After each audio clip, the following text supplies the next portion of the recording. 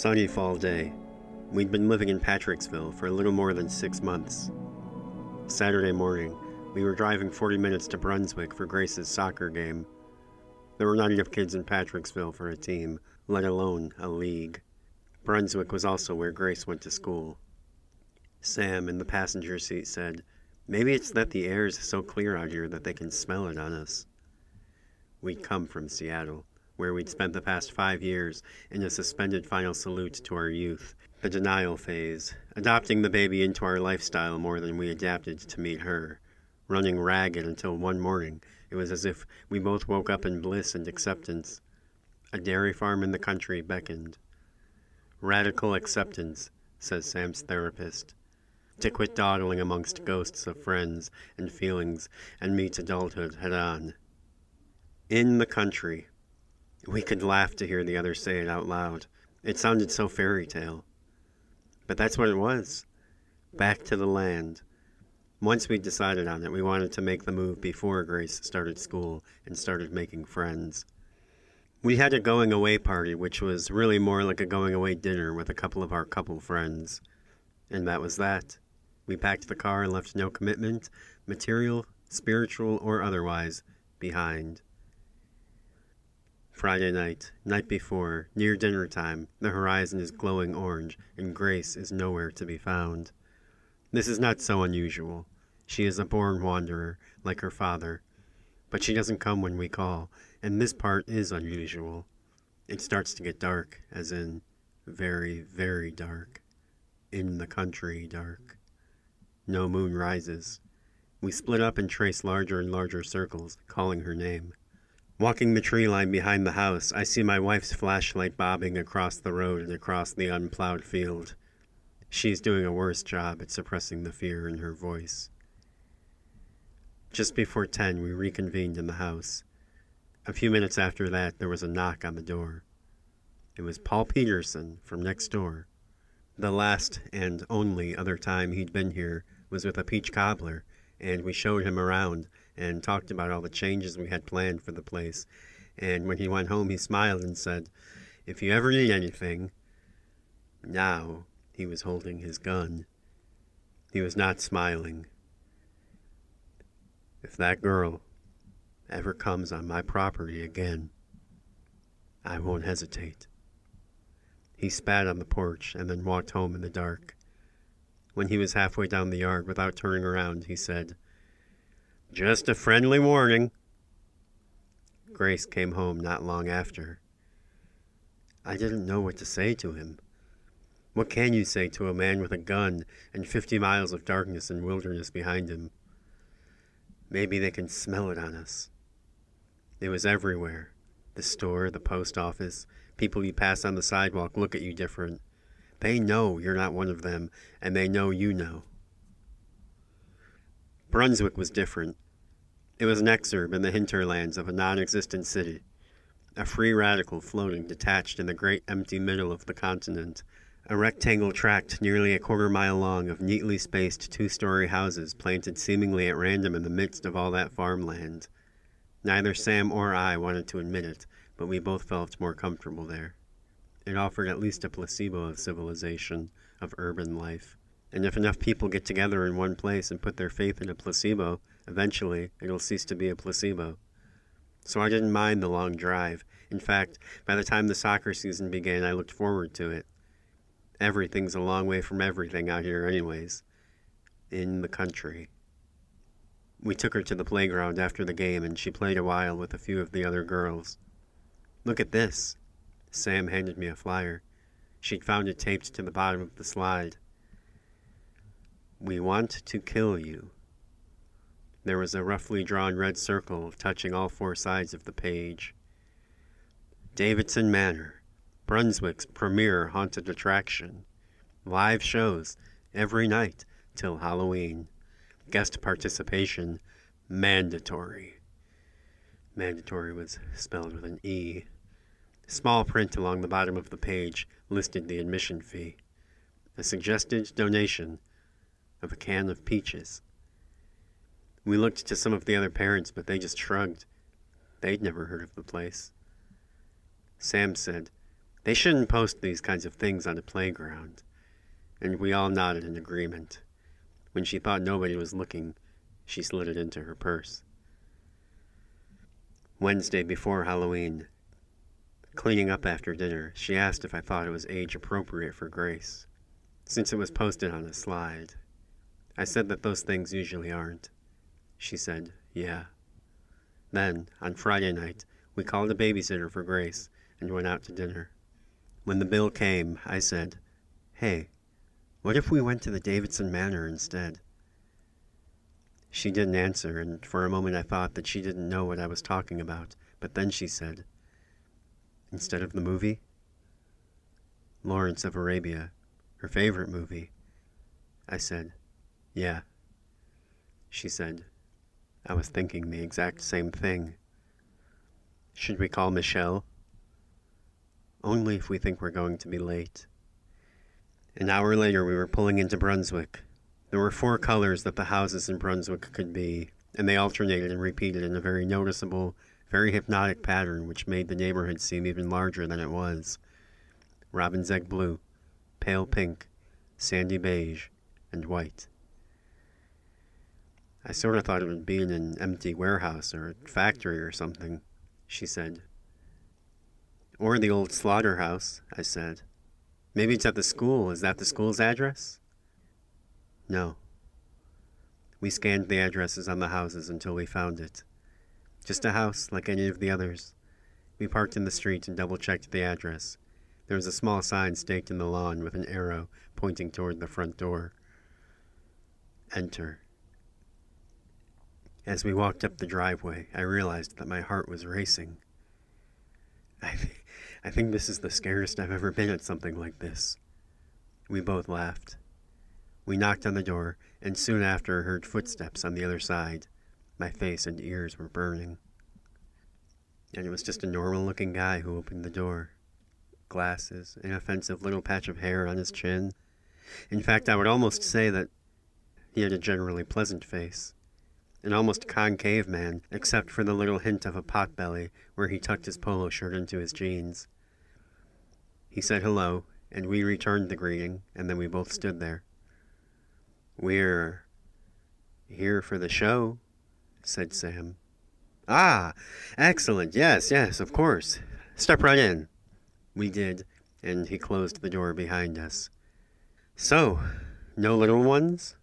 We glanced at each other, back at him, but said nothing. The briefest glimpse of something I read as disappointment flashed across his face and was gone. Well, you'll have to give me 1 second here, sorry. He hurried off into an adjacent room. You've caught me in the middle of my dinner. Oh, I'm sorry, we had no idea. No, don't be sorry, quite all right. Just 1 second. Then he was off up the stairs, 2 at a time, surprisingly spry. There was a TV playing in the living room to our right, a half-eaten steak on the coffee table. Maybe a minute had passed when the lights turned off upstairs, and we heard thunder. A moment later, the man appeared at the top of the stairs. He was carrying a small stereo which was playing a cassette tape of spooky Halloween sound effects and wearing a Phantom of the Opera half-mask. Good evening, my guests, and welcome to the Davidson Manor. We have a full tour planned for you. He stuck his hand in his pocket, and a strobe light flashed. Then he descended the stairs and hung a sign on the balustrade, which he pulled from a nearby bureau drawer. Admission fee, recommended donation of a can of peaches. Shoot. Sam looked at me. I forgot to grab peaches. The man stood at the foot of the stairs, his hands clasped behind his back, staring at us with a pleasant smile. I'm sorry, we don't have any peaches. But that did not stop his stare. I took $5 out of my wallet and tried to hand it to him. He nodded his head toward a cardboard box on the floor behind me. Donations. There was one very dusty can of peaches inside. I tossed in the money. Sorry. He gestured us into the living room. Please. We sat down on the couch and he turned off the television and dimmed the lights. The Davidson Manor. has a long history of disturbing violence and gruesome death. My wife interrupted. I'm sorry. Is there anyone else coming? The man blinked. It would appear not. He took a second to recompose himself. The original owner, Saul Davidson, built the house for his wife and young child. Within a year of moving in, both were dead of yellow fever. I could feel Sam's gaze on my shoulder, trying to get my attention, but one of us had to keep our eye on the man's monologue. Is it... Sam again. I'm sorry, is it just you? He sighed. No offense. I'm just wondering. If you must know, I must confess, till now I had thought that the man was strange. Eccentric, maybe. But at this point I began to wonder if maybe he wasn't a bit touched. I had a cousin who was. Growing up, he was the only person I ever heard use this phrase. If you must know, if you must know. Anyways. If you must know, my wife and children are here, but they are hiding. He checked his watch and then shuffled down the hall, saying, 1 moment, please. The living room window looked out onto the backyard. Neatly trimmed, contained in a low wooden picket fence. The house was on the edge of the development, so beyond the fence lay nothing but vast country night, all those untilled fields, and all that nothing, looming ever-present all around the little manicured piece of suburban civilization. A shovel was stuck standing in the earth, the close-cropped grass interrupted by 3 grave-sized patches of freshly turned soil. Nice touch, huh? The man was, somehow, standing right behind me. I could feel his damp breath on my neck, and my arm nearly cocked to hit him. But I just said, yeah. He led us next into the kitchen, which had been turned into a maze of black trash bags. The fixtures had all been fitted with black lights, and a different Halloween sound effects mix was playing on some hidden speaker. He disappeared in a whirl of plastic, and then a small motor whirred to life, and soon fog began pouring into the room. All right. Enter now, if you dare. My wife and I looked at each other, and with a big grin she gestured for me to lead the way. But I did not want to go. I don't know when the situation changed from a fun oddity into a night of life or death decisions, but that is how my central nervous system was reacting. Like there was a tiger lying in wait behind those trash bags. The dully glowing purple-black entrance to the maze suddenly became horrible, the mouth of death itself. He said nothing else. He was just in there, waiting. Whatever pheromones or change in the atmosphere my subconscious had picked up on was evidently lost on Sam. She took my wrist in both hands and tried to pull me in, but I would not budge. We'll be in just a second, she said.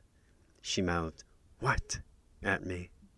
Then she said, "Is it scary in there?"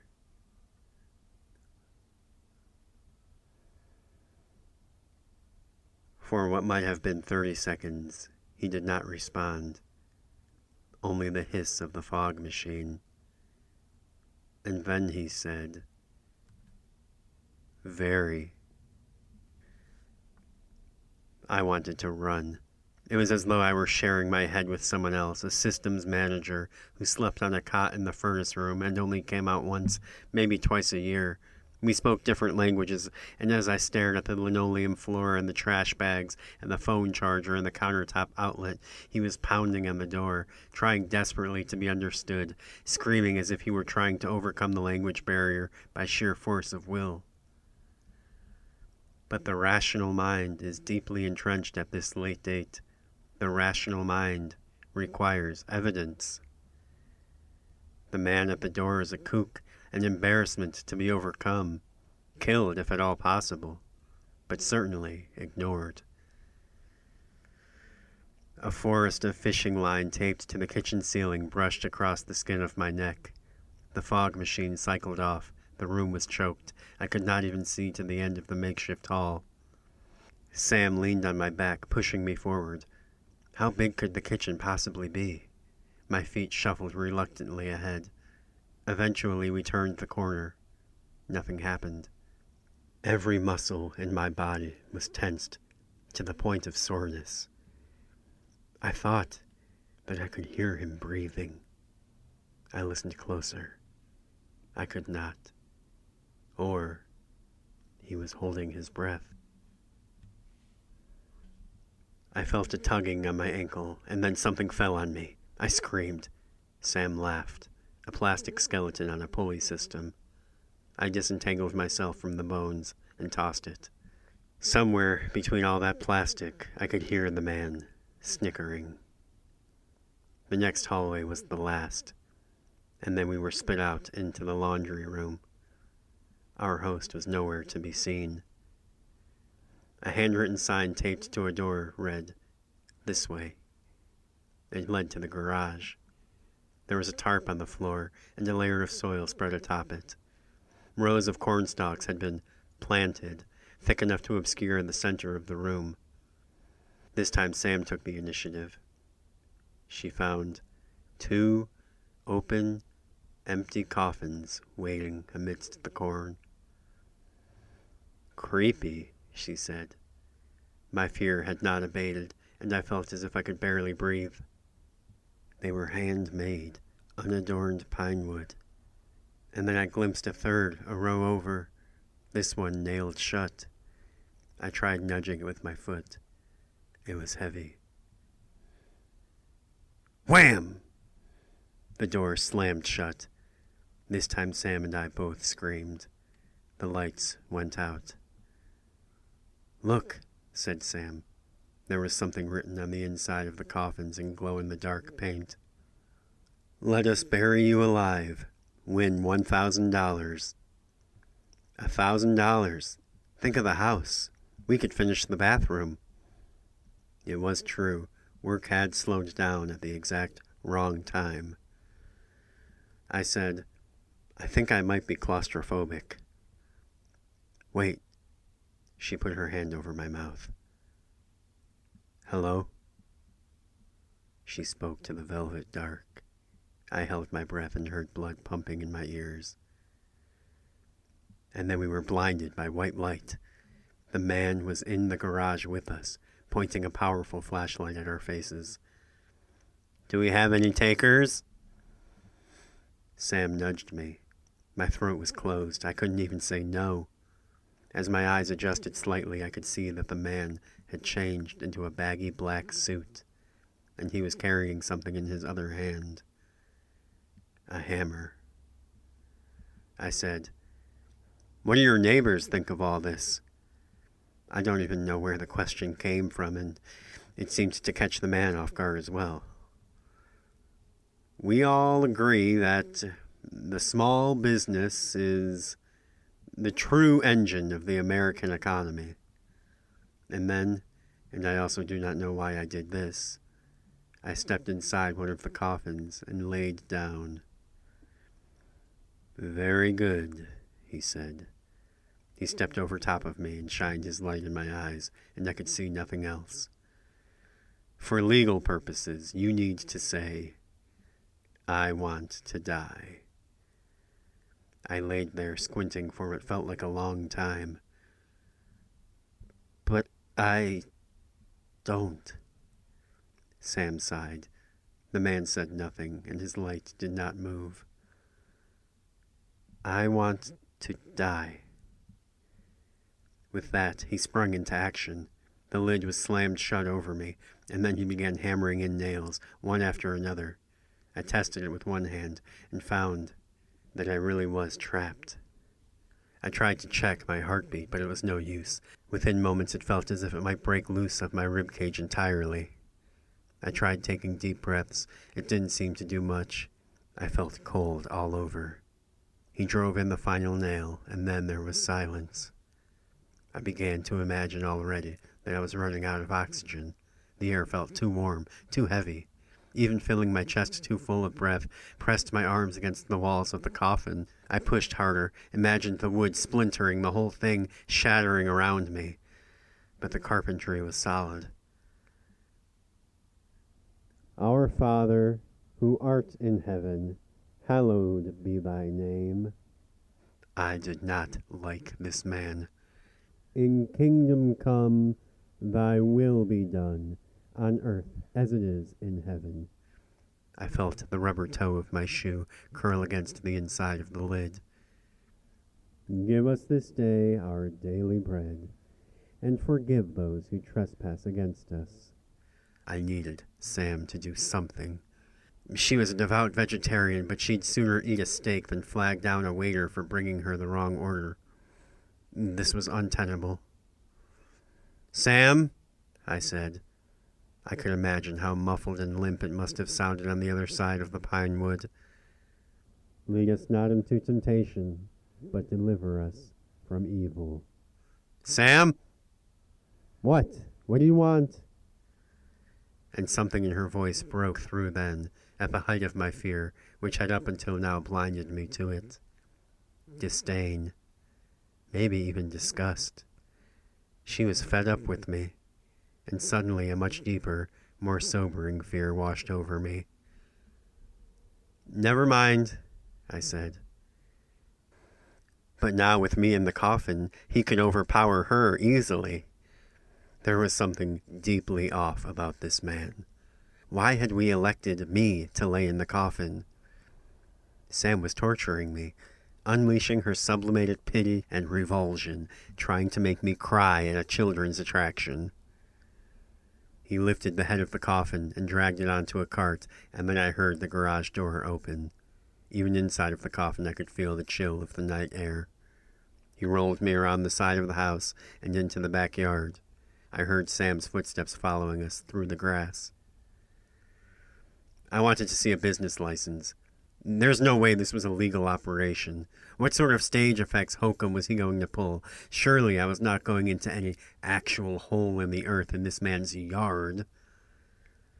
A little bit of piss escaped when I heard the blade of the shovel hit the soil. He asked my wife if she was sure she wouldn't like to join me. But who will remain to mourn my husband? He took another shovelful of dirt. I want to get out, please. I banged on the inside of the lid. I'm sorry. I can't. I don't want to do this anymore. Please let me out. I quit. I'm done. Nobody said anything for a long time, but the man stopped digging, so I know that they heard me. Babe, are you sure? It's $1,000, remember?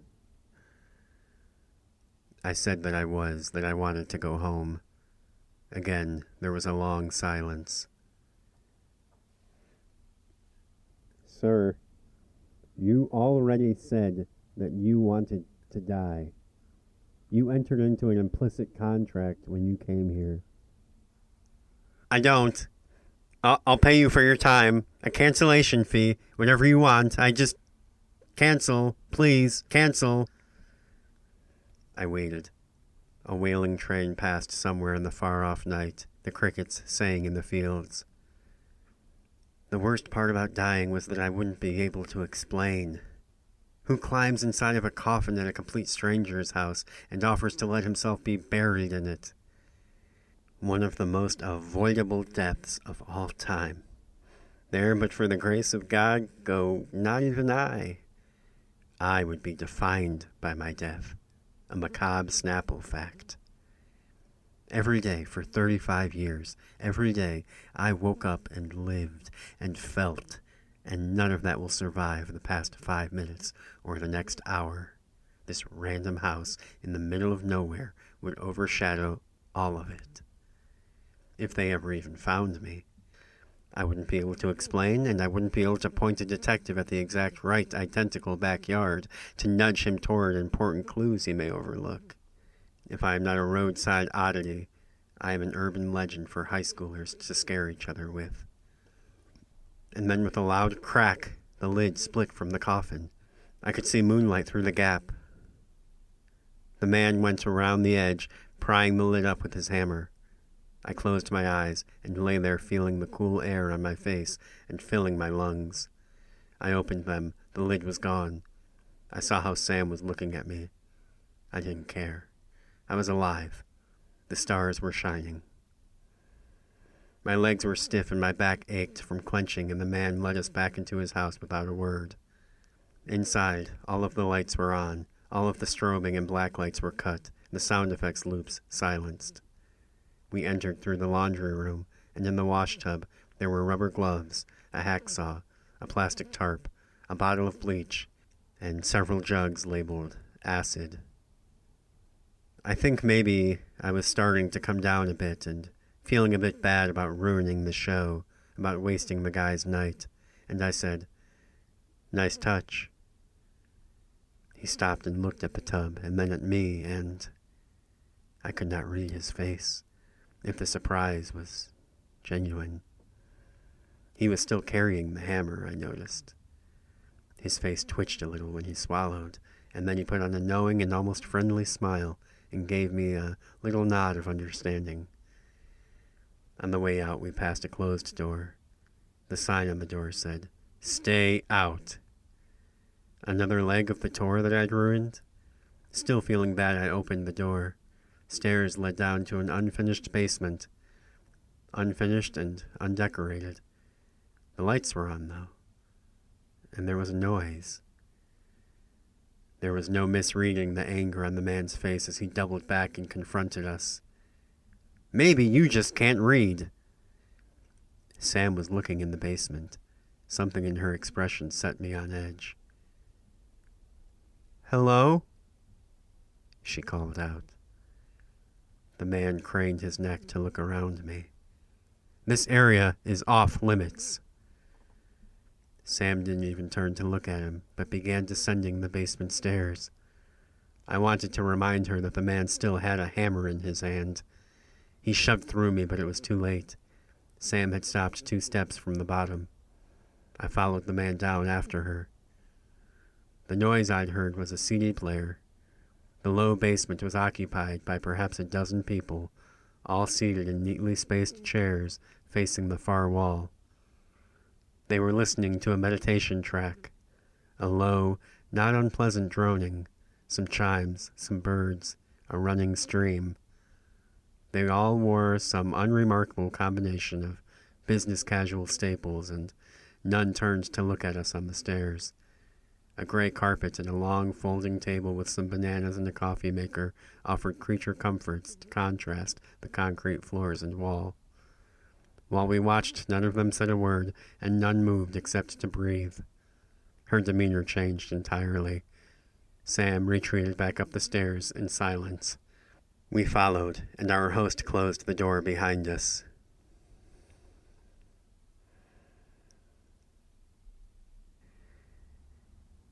You know, there is just something about making a whole person disappear. The man spoke like he was talking about a new recipe he tried for dinner last week. Watch something dissolve sometime. It's mesmerizing. We were back in the foyer where we'd begun. The upstairs was dark. 15 minutes ago, they were a whole person, living and breathing, with breakfast plans for the morning. And then before your very eyes, nothing. I forced a grim, polite smile and nodded and put my arm around Sam. For a moment, I panicked that somehow the door would be locked from the outside. They don't even get to return, you know? Like to the earth, to everything else. They're just erased. Plucked from the circle. "Thank you for your time," I said. "And for the show. I'm sorry if I ruined it." We shook hands then, and he wished us a good evening. We heard him lock the door behind us. The ride home was quiet. The fog had crept off of the fields to cover the road. It was nearly 1 in the morning, and we'd forgotten entirely about calling the babysitter. I mentioned as much to Sam, and she just grunted. Maybe we should have told her about the incident, I said. She grunted again in response, only less so. I tried calling to tell her that we were on our way home. She did not pick up. I said, I hope everything is okay, and Sam said nothing. I said, I'm sure they're both just asleep by now. I'm sure everything is fine. Sam stared ahead at the fog and the road and all that dark and said nothing. Oh well. Whatever was happening, in that moment, all I could do was drive. So I drove.